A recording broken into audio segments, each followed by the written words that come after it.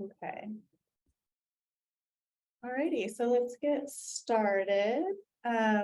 Welcome to Office Hours for Artists. Today, our topic is gallery representation, how to get gallery representation, all about representation and working with galleries.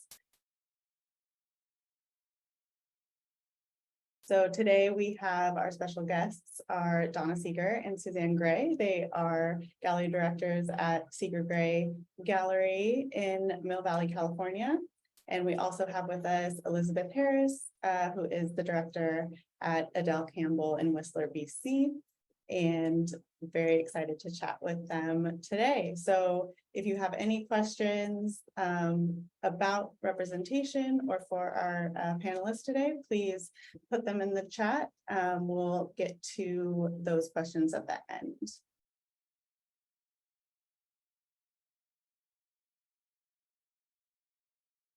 So just briefly letting you know, we have all of our past office hours available on our website under artist resources, and we also have additional resources for artists there that you can access as well. So a lot of really great topics about how to work with the press, how to create marketing emails, how to create a profitable career and manage your finances. So definitely check that out.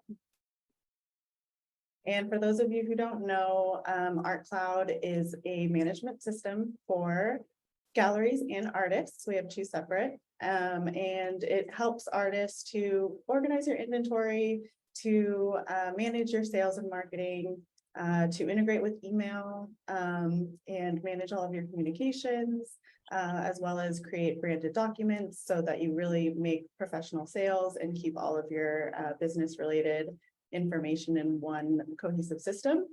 We also offer websites for artists, so it's a specific builder for artists to be able to create and design their websites and integrate that with the manager. So all of your online sales and all of your inquiries update into your system, and you just easily capture all of that contact and information.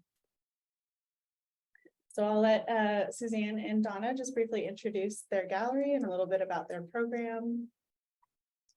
Hi, I'm Donna Seeger, and this is my partner, Suzanne Gray, and we're a gallery located in the San Francisco Bay Area in Mill Valley, California.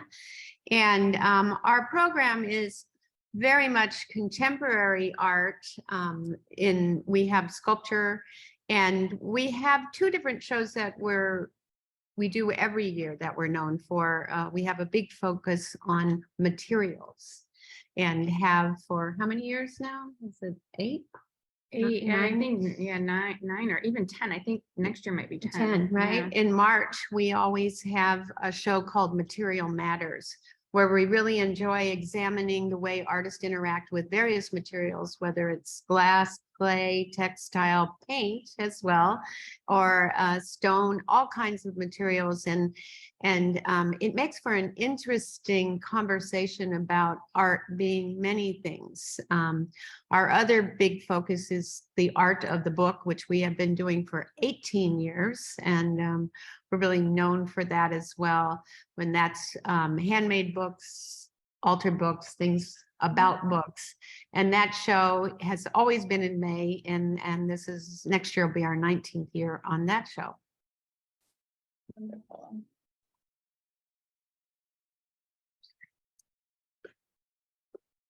Just a little bit more artwork. Yeah, this is from a show we did that we have now called Summer. So it kind of gives you an overview of different views of artists that we have in the gallery.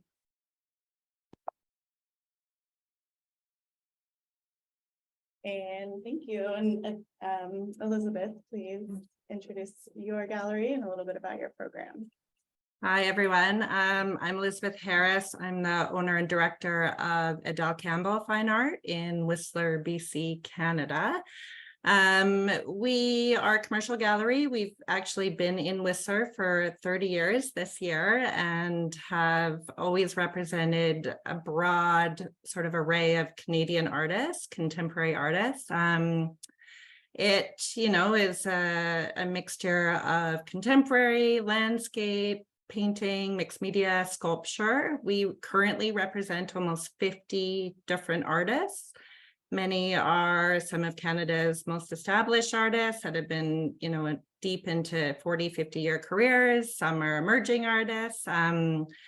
It's an ever evolving exhibition in the gallery. We do present a lot of exhibitions throughout the winter season. In particular, we really love to focus on solo exhibits and now more group spotlights.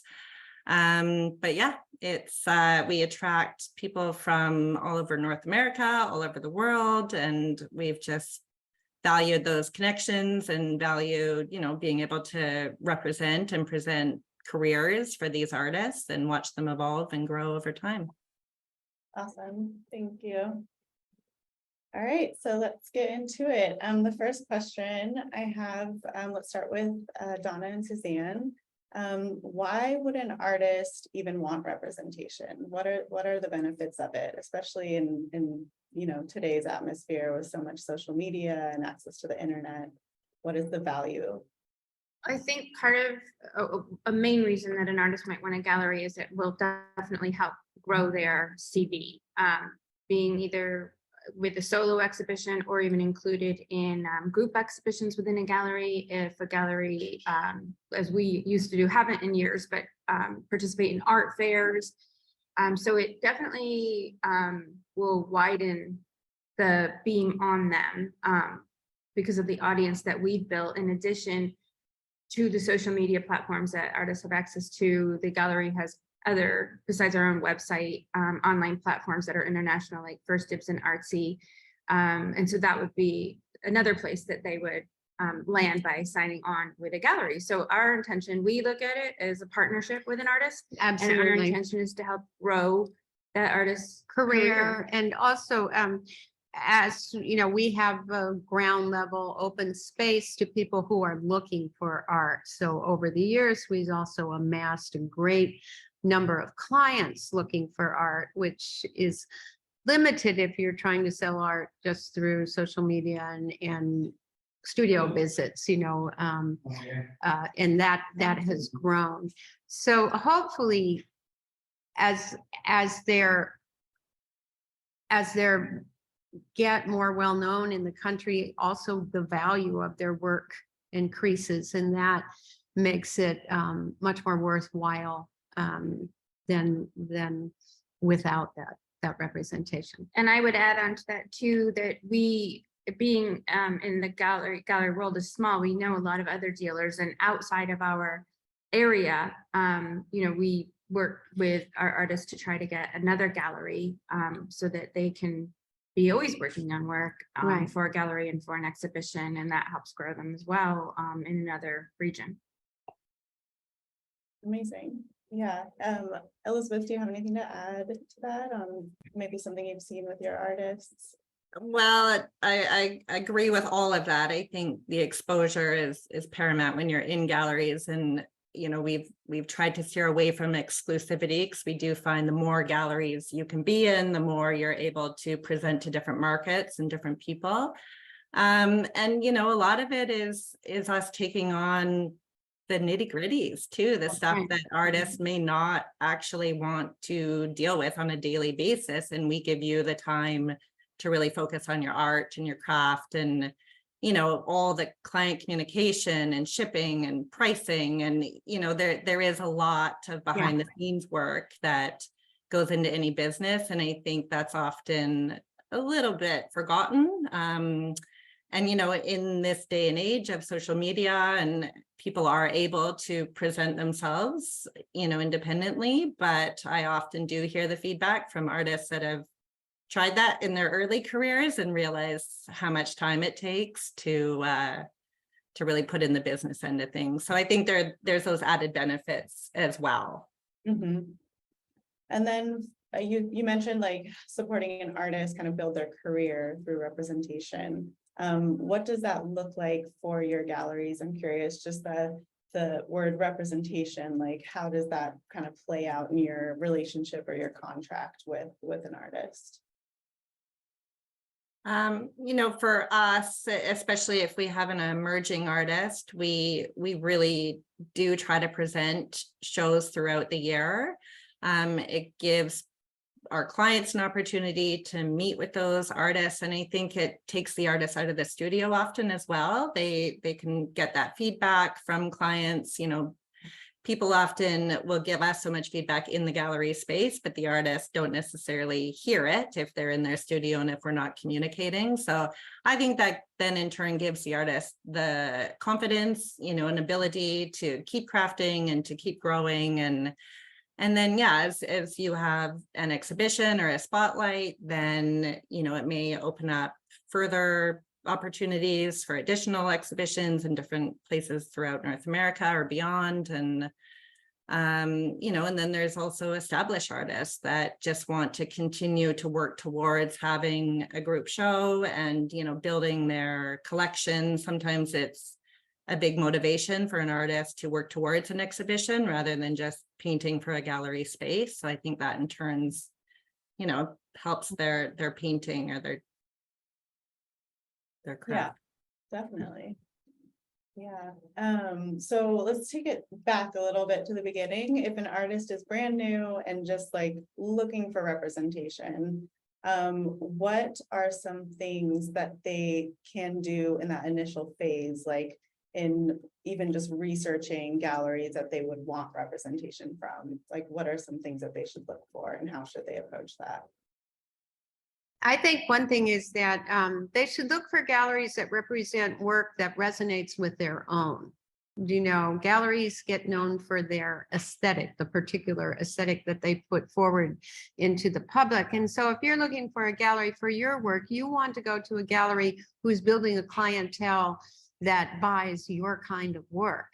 It's like, definitely that would be the first thing that I would say is make sure that you're a fit with that gallery.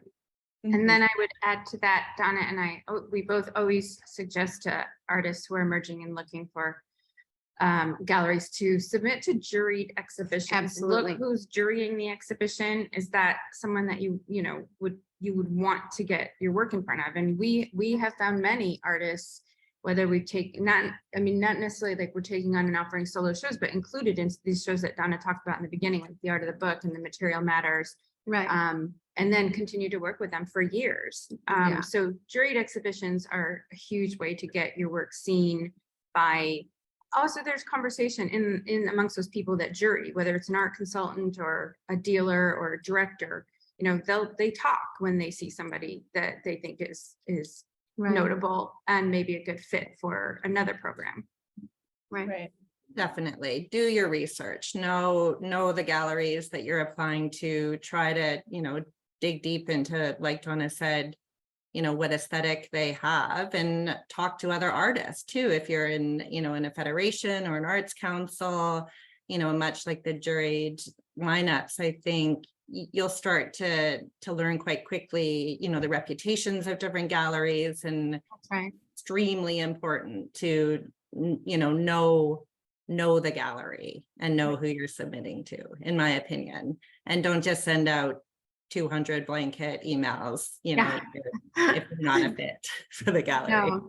Right. Another thing I always tell people, if you're going to send an email, we get more submissions than we can answer. So never take it personally if you don't get an answer. We try because we know how hard it is for artists. But if you're going to send an email, it is so much better if you put a really good image of your art in the email from the start.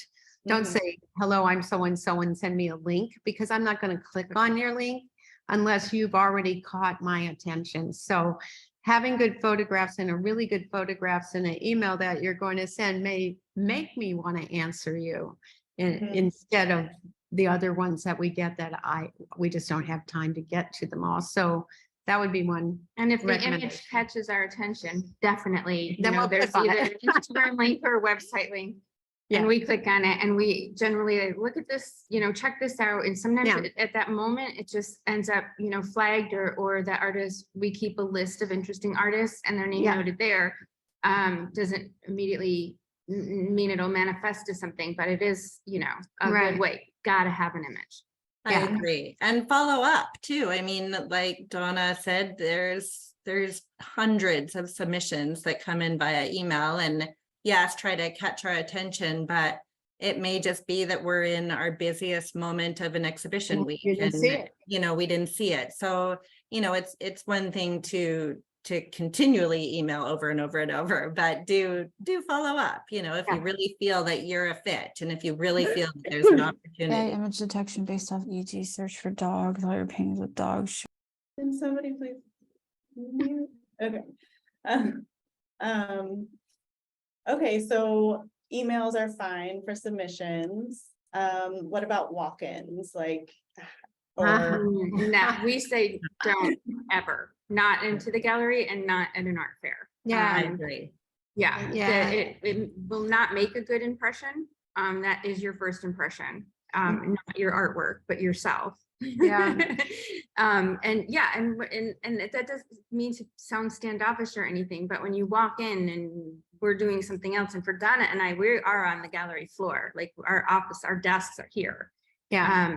So yeah, it's better to catch our attention in another way and ask for an appointment.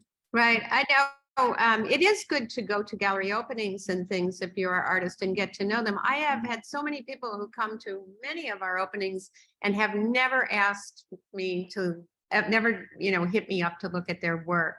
Until finally I said, what kind of work do you do? Do you know, but by then I knew them, and I knew that, I liked them, you know, and I was curious about what they're doing. So it is always also good to make relationships. Yes. But not with the sole aim of showing them your work. It has to wanting to be part of the gallery.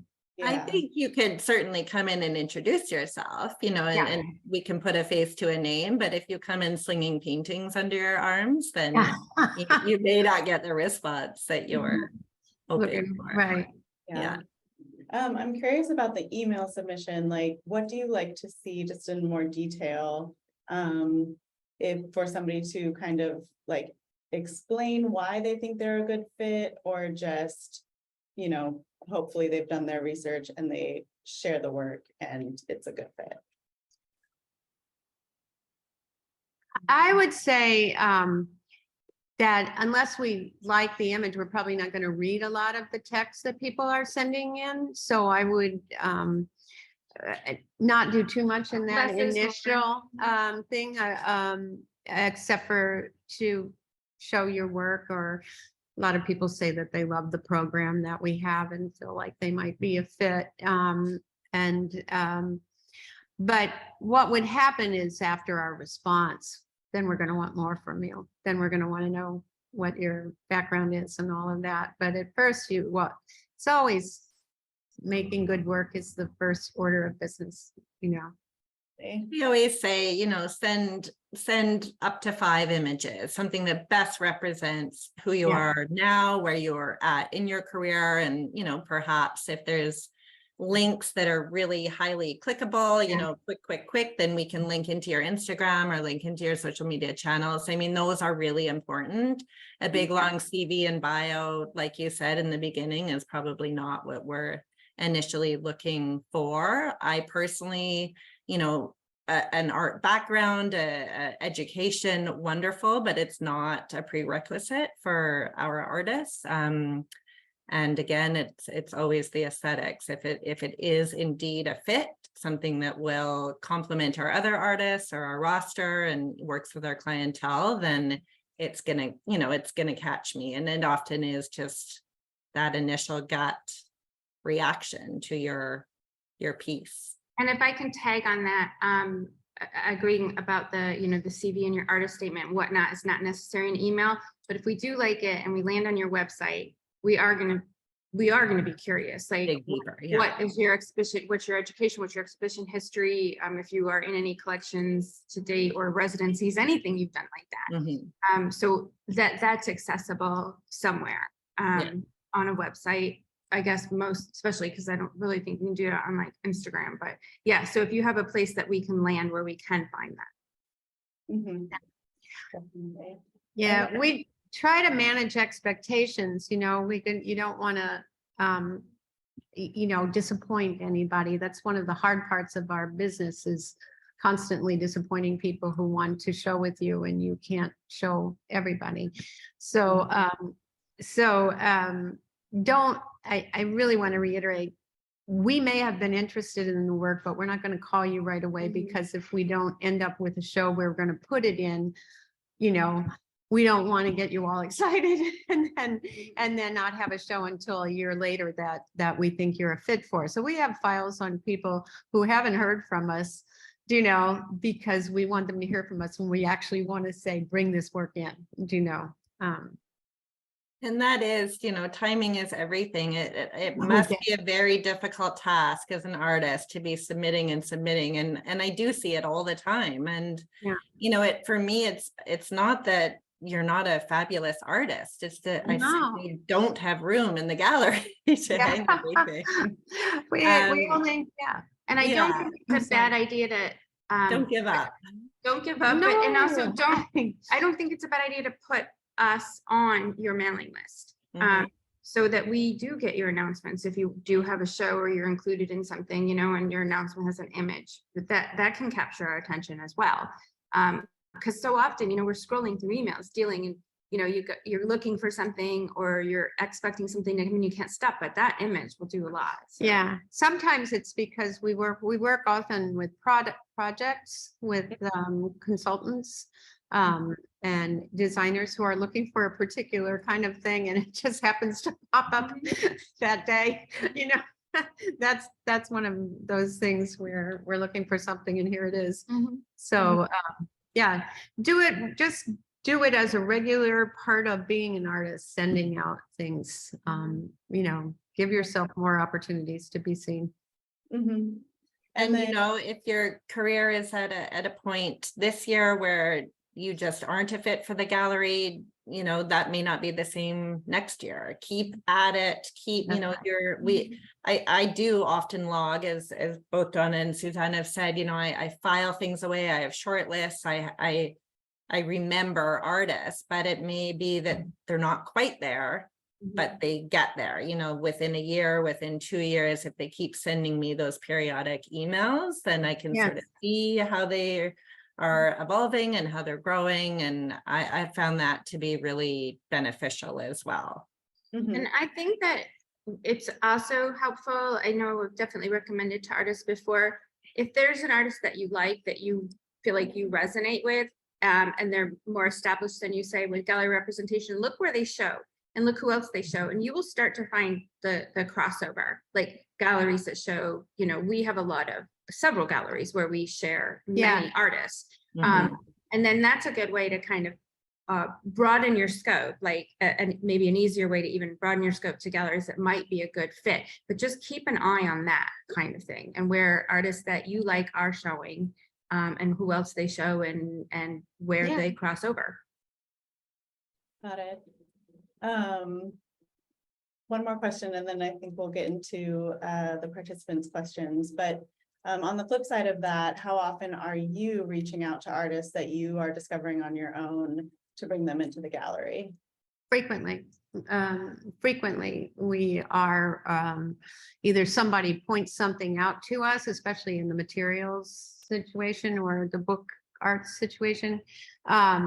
Then they see them somewhere and we reach out to them. There is one case where a gallery went out of business and a couple of their artists were artists that both Suzanne and I really loved.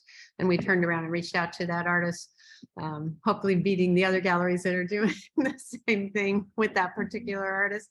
But I would say frequently, we constantly are pointing out to each other or emailing each other. Have you seen this person? I really like that, And when you're looking at galleries too, look at their exhibitions, and galleries that have group shows once, 2, 3 times a year, whatever, tend to be slower months. Sometimes it's January, summer months. We do have our materials and book, but those are there's going to be a little bit more of an opportunity to get a foot in the door someplace like that if the work resonates, because the nature of the show is it's not a full-on commitment right away to an artist. It's a way for, if we like the work for both of us. See how to- our clients Yeah, see respond. how our clients respond and see where it goes.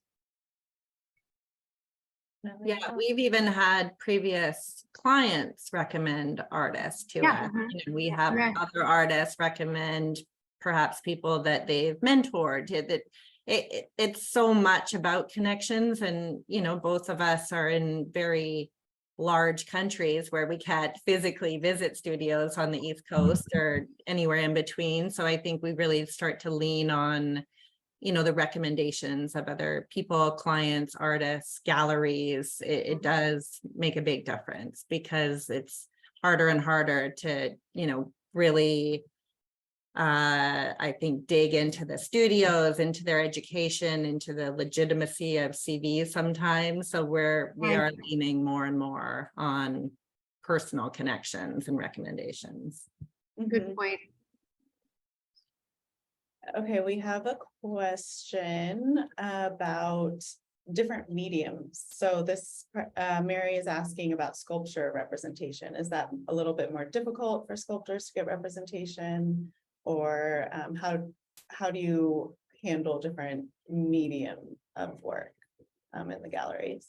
We sell sculpture fairly frequently, but it does tend to be mid-size to smaller. We have wall sculptures as well.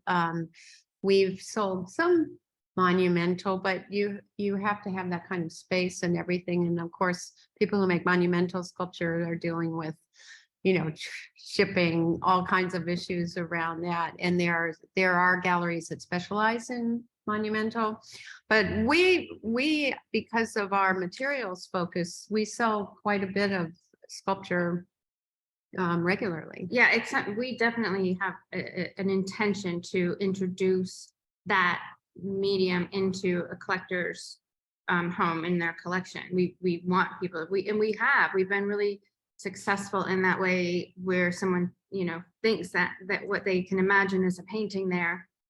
But we have this, sort of a wall, 3D. three-dimensional wall kind of something. And that's very satisfying. And for collectors too, to have their that scope broadened in that way.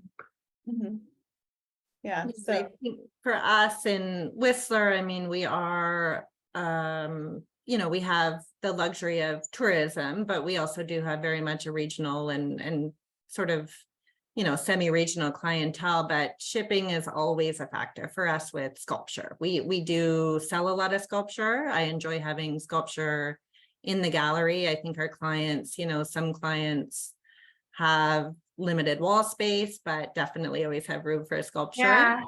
But I would say, really think about how it can be shipped and transported, and how, the nature of your sculpture for us is always an unfortunate factor, because Right. we know we'll be moving, delivering, and shipping it somewhere. Yeah. Excuse me. what about receiving, rather than emails, but short letters and photos in the mail, or catalogs, things like that? Elizabeth, do you want to start with that? I would say it's not necessary, truthfully. We have a lot of paperwork. I think Yeah. initially, again, it's initial. I would say everything we do is online now via email. That that initial catch, and perhaps we'll request something, by mail. But I think we can get everything we need through that initial email submission. Right.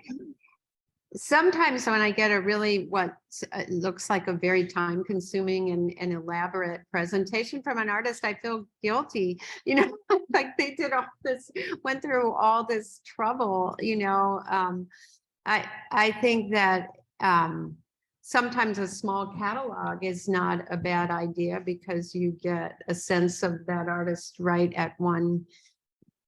It used to be that if you sent things to a gallery, you sent back an envelope for them to mail it back to you, because we can't save it all. Every once in a while we have to clean out our space, and we've got all this, and we can't save it all. We don't have that. One Right. thing I will say that actually has happened a few times and it's been very effective is an artist has sent me an art card. And it is Yeah. their art and, you know, it's beautifully printed on really standout paper. And that has struck me a few times. And that may be a way to set yourself apart. And it's right there. It's a, postcard format and or just a very simple envelope, written note, but I can actually think of 2 cases where it has That was led to be taken on an artist because of that. I can agree with that, because that's the kind of thing that you can leave sit on the desk or prop up and it, Mhm. you're Yeah. continually reminded about it until you do Yeah. something about it. Yeah. Yeah, we got into this business because we love art. Yeah. We're still excited when something captures our eye, Mhm. as much as our clients. Yeah, Yeah. but basically, you don't need to put in the extra effort to create a whole catalog and email with good images will do just fine. Yeah. Sounds good. Here's another question about location. So, what if an artist is across the country and they think they're a good fit for your gallery? Is that something that you could take on, or do you suggest more local artists? We do have, we have one artist in particular, Suzanne, Mhm. that regularly ships work to us. Mhm. And we sell it on a regular basis. She used to live in the Bay Area and then she moved. So that was part of why that came about. And we have several artists in our specialized things. I even have artists that come from, South Africa or in the art of the book things, but those tend to be easier to ship. But it's not, if the artist is willing to ship. I think that, yeah, and yes. It doesn't preclude, It does if you're not. across the country, it doesn't preclude us necessarily showing you. Definitely. And I would say that what we do know is think in terms of like, if something is size of the painting that you would present, anything over 48 inches, by the time it's packed becomes oversized. And then you're talking about freight, and that's a whole nother thing. But we'll get art handlers, like we use iTransport for you. They're Maybe great. some of those relationships we can move things. We're thinking in terms of something that's size, like Allison Stewart is an artist we work with out of New Orleans, and she'll send us 48 by 36, 40 by 40, things like that. We've got one of hers up now. We sell her pretty well, but those are easy to handle and to transport. Awesome. Sounds Yeah, good. we definitely deal with artists that live all across the country. Our furthest artist lives on Prince Edward Island, which if you don't know is the Way opposite coast to us. And then artists all the way through from almost every province in Canada. Shipping is a big factor. It's something that you really must consider when applying to galleries. In our case, and in most of the cases I know with art galleries, you as the artist are responsible for shipping fees to get them to the gallery. More and more, you're responsible for them to be returned to you should they not sell within, an allotted period of time. So yeah, as they said, that's a big factor to consider. It is more and more costly, and anything over 48 by 48, like they said, becomes oversized and, is really difficult to move. But you can box paintings, you can crate paintings, and you can move them reasonably easily, but it is something you'll have to factor into your costs. Right. Like we've had glass artists and those tend to be heavy and very delicate and they tend to be people who are very, very versed on making the proper crates and everything for them when they come our way. So. One more question. What about the history of the artist, the CV, this artist statement? Are those things that are important that you take into consideration when you're looking at an artist that you might want to represent? Yeah, yes, we are always going to look. Would it preclude us from taking somebody that we liked a lot? No, but we will always look at the CV. We want to see, like I think I mentioned before, where you went to school, maybe what other exhibitions you've been included in, or galleries you have relationships with, residencies that you've done. And certainly we understand if you're emerging and that you're building that. And then, that you're approaching us and we would be part of building that, if it was a relationship that worked out.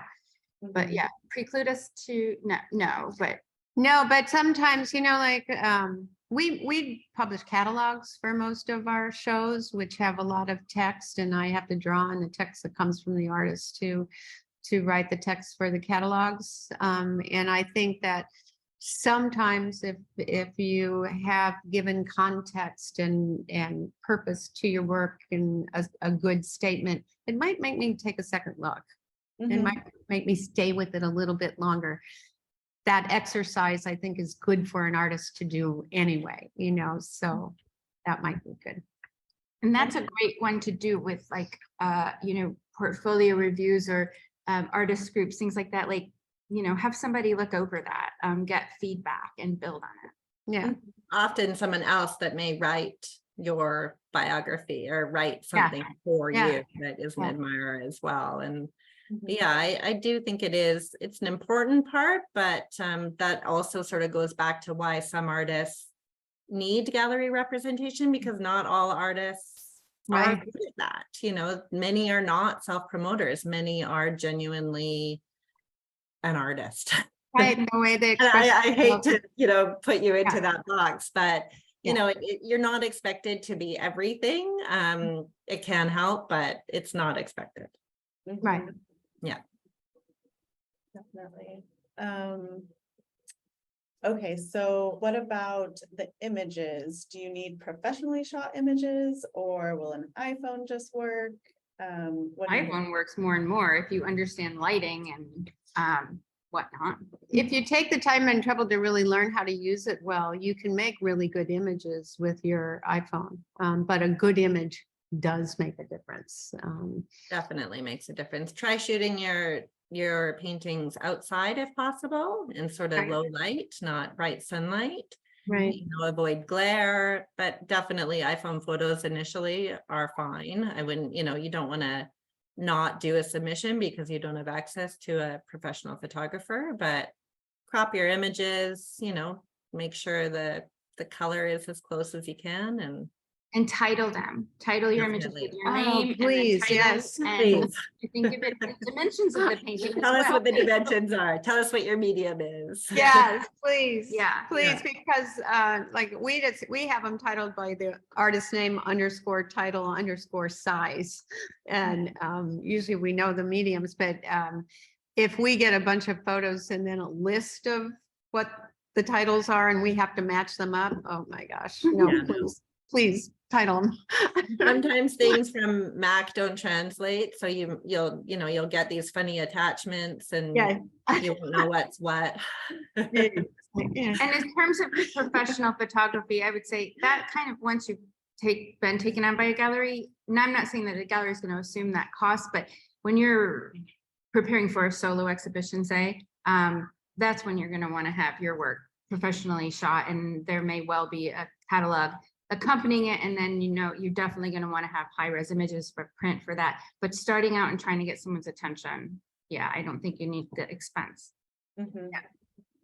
Okay. Sounds about right. Easier than one might think. You just Yeah. gotta send out those submissions, be diligent about which galleries you're sending them to, but don't be afraid to send them out. What about I know you mentioned juried shows are a good way to get the attention of gallerists. There are a lot of pay to apply things Right. out there. How can you filter them out and know which are, worth your time or are valid for where you're trying to go as an artist to grow your CV, and how do you know which ones are just kind of putting money in someone else's pocket and not really giving you what you want? Yeah. Go ahead. Oh, I'm sorry. I think a lot has to do with who the jurists are and if they are the very jurists that you want to get your work in front of, is one thing I would say. But And the place that's doing the exhibition. I mean, there are some art centers that really do actually, attract an audience for their exhibitions. They're attracting good, jurists, and the quality artists. And I mean, I know in our area, like, Yeah. I could sit here and just list them off. Which right are now the to good you. shows that artists Yeah, want to be in. the places that you would Yeah. want to like continually watch, get on their list, find out get their call to artists every time. So I was Yeah. just looking, and now it's a lot of them are virtual. COVID definitely where some were going. I think everybody went there Yeah. last time. So you can look beyond your area, for sure. But look at that. And people talk too, same like we were talking about before, like other artists are going to tell you where they had a really good experience, or they've got a great facility, or they continually do great, juried exhibitions, themed, whatever. Mhm. And how about like artist residencies or things like that? Are those helpful in getting gallery representation as well? I want to answer that. I think if I were young and single and an artist, that artist residencies are amazing, an amazing thing. You have time to just do your work, and you meet a community of people like people who you're in the residencies with, and that creates a kind of expanded community for you outside of your local area. Residencies are often juried by people in the museum industry. And so, I mean, if you can do that, and also once you have your toe in and you're doing artist residencies, it's easier for you to get into other ones. There's kind of a network there. And I know a lot of artists who have done several residencies, and it has really benefited them.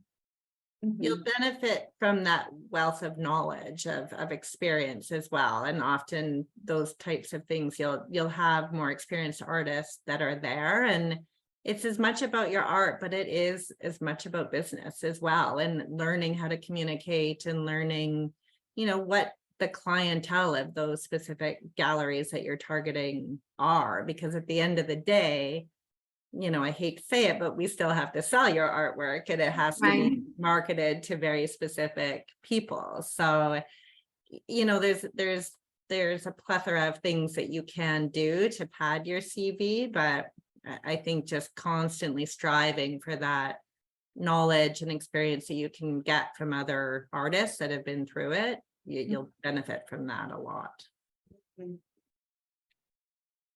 And then somebody asked about submissions and the paid submissions.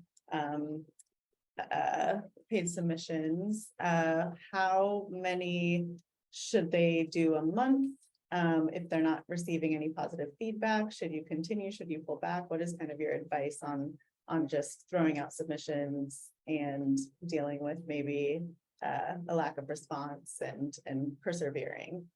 I'd love to hear your ideas on that. I would first make sure, like, I mean, it's so individual, but I would make sure that especially oftentimes there'll be a themed show, like make sure that what you're submitting, because we jury a lot of shows, and sometimes you think that they didn't read the, what the theme of the show was. Yeah, I would make sure of that. And then here we have this organization that puts together portfolio reviews, and that's a good place to go and address that and get some other, critical feedback, constructive critical feedback from people in the business.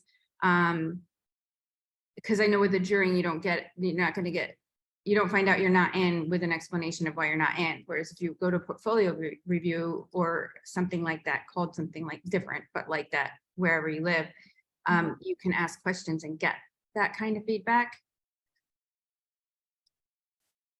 And then you may really want to ask yourself if you need to be in a gallery at this point in your career. Like what are you looking for to be in a gallery at this point? Why do you want to be in a gallery? Is it for legitimacy? Is it for sales? There's probably a myriad of reasons, but can you be doing more work on your own, through your social media, through your website, through your own, communities, of getting your name out there and your artwork out there, to then perhaps apply a year later, really start asking yourself the questions of Yeah. what you need, what's the end result. Are you looking for an immediate solo exhibition? Are you looking for just basic representation? And sometimes I say to younger artists, in particular, emerging artists, and it's worked a few times for me too, where they take all the responsibility on their shoulders. Let's just try 3 paintings and see how it goes for 6 months. And, we'll pay for the shipping, I'll pay for the retrieval, I'll bring them myself. But, that may be just a way to just get your foot in the door. Mhm. And then it's almost a trial. Okay, yeah, so kind of mix it up with other activities like do the paid submissions, but also be sure you're in the gallery, atmosphere, walking around, meeting people organically, going to residencies, just doing all of those things, I think can help. Critique groups, that's the other, I was trying to think of the name. So like, that's separate from like the portfolio review, but even a critique group, if you have questions about like, if you're wondering, why am I not being selected or why am I not hearing, like go talk to somebody else, besides the people that you see regularly in your studio space or friends, go get somebody outside opinion to weigh in. And sometimes it's just a slight little tweak of not even necessarily even the work itself, but an approach or what your website looks like, the ease of something. So Mhm. And update your website. Make sure your website looks really good. I'd say that's critical. Yeah, yeah, I find nowadays that with Instagram, people have a tendency because they can upload their images right away on Instagram and their website, maybe not so easily that I can usually see their latest work better on Instagram than we can on their website, Yeah. At this point, just because there's Instagram and now, how important is it that your image is cropped, or is a white background fine? Are there still kind of those rules for sending in images, or is it just as long as it's clear, it's good to go? Like, what are your ideas on that? I think different angles too. I mean, it's interesting to see your work in the studio space in situ, different perspectives, if it's texture or, depends on your medium. Right. detail pictures. detail Yeah, picture, or it's also, I would intersperse it, sometimes they're fun. Yeah. Yeah. But interspersed with actual really good images of the work. And sometimes it's them goofing around with their artist friends, and I get a kick out of that, but I think you can keep it human, and Definitely. still intersperse really good photos of the work. Yeah. But always be mindful that you're trying to sell your artwork. And I've come across this a few times on social media, especially Instagram, where a lot of the photos are of the artist. There's elements of their art, but it's very much a brand of the artist, which is excellent. And it provides that backstory, but be mindful of your artwork selling itself as well. Right. Good. I think that's a very good point. And that is our next topic. In October, we're looking at the artist brand and how to cultivate that. But definitely, it sounds like the art should be first foot forward, or whatever the saying is. Yeah, definitely important to showcase the artwork in good lighting. Here's a good question. When an artist is working with a gallery, they've gotten the representation, they're maybe in a group show, who handles the shipping, framing, and all of those costs? Is that on the artist or the gallery, or is that kind of dependent on different galleries? Mostly the artist. It varies. Our general thing is that the artist ships the work too, when we ship it back, asking for enough time to possibly sell it so we don't have to ship it back. But that's generally how we go. Framing varies depending on, like sometimes we end up with an artist who the frame increases the amount, so much, that they outprice themselves. Sometimes we do a reimbursable with the frame where if we'll find out what they paid for the frame and we'll reimburse them that and split after that. Because if an artist is doing an entire show, that's a lot of money they put out on framing. Yeah, and I Yeah. would think, look at if it's not something that needs to be framed, like a work on paper. Maybe you look at how you might finish your sides or something like that before going ahead to frame, because then it's so personal in the end anyway, depending on the collector's taste, right? So yeah, if you don't need to frame it, I think for us, we say don't frame it. But Yeah. I don't know, Elizabeth, what do you think?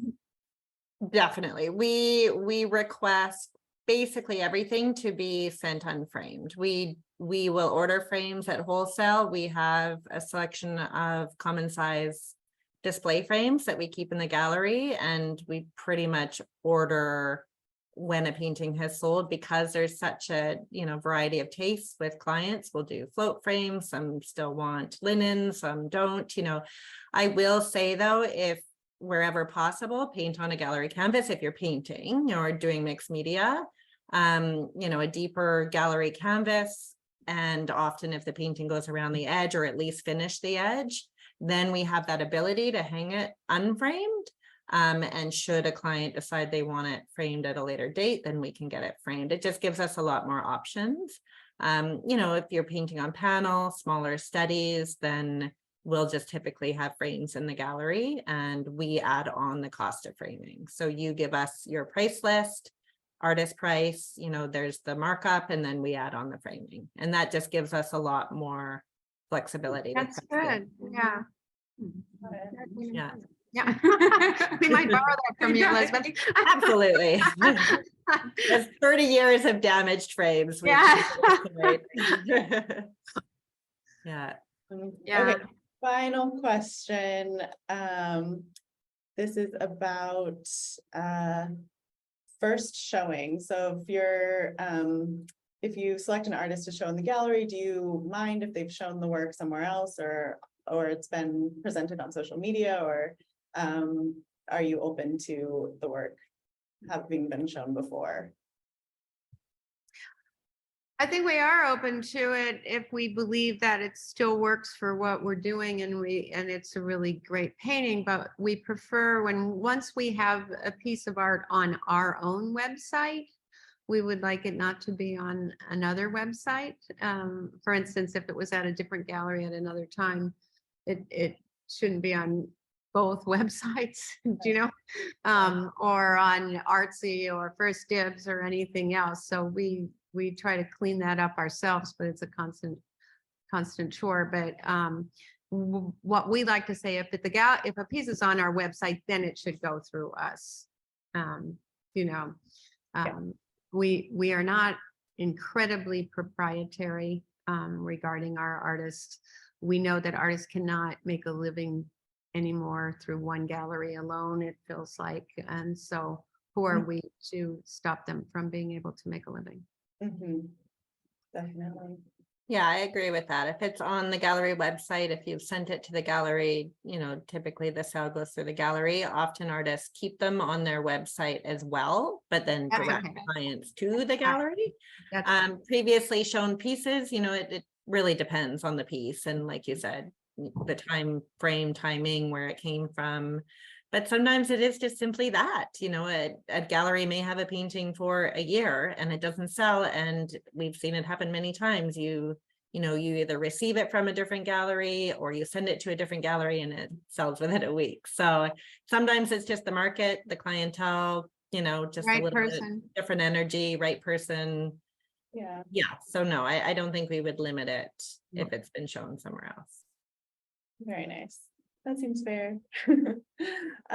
So I think that concludes our Q&A. Are there any last little tidbits of information you think artists need to know, or did you think we pretty much covered it? I think it's all about communication in the long run. There's not hard and fast rules all the time. We have relationships with our artists and we value them. And so, if there's special needs or they want something because they want to, apply to the, we try to work with the artists. I think just keeping an open channel of communication is the most important thing. And Yeah. just keep plugging away, because I think the word we like a lot to use is that we're fluid. You kind of have to be in this business. And like we were talking even with Elizabeth, like sometimes there's no rhyme or reason why at this given time. So keep putting your work out there. I would say, yeah, there's definitely some things that we talked about here today that are really notable as far as presenting your works. But yeah, just keep doing it and put dealers on your announcement list, and just keep at it. Awesome. Great advice. Thank you so much.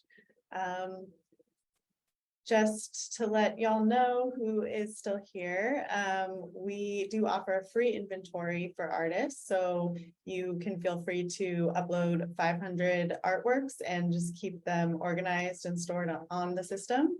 If you have any questions about our other packages that include more tools for sales and marketing, you can definitely send me an email. I'd be happy to help you out with that.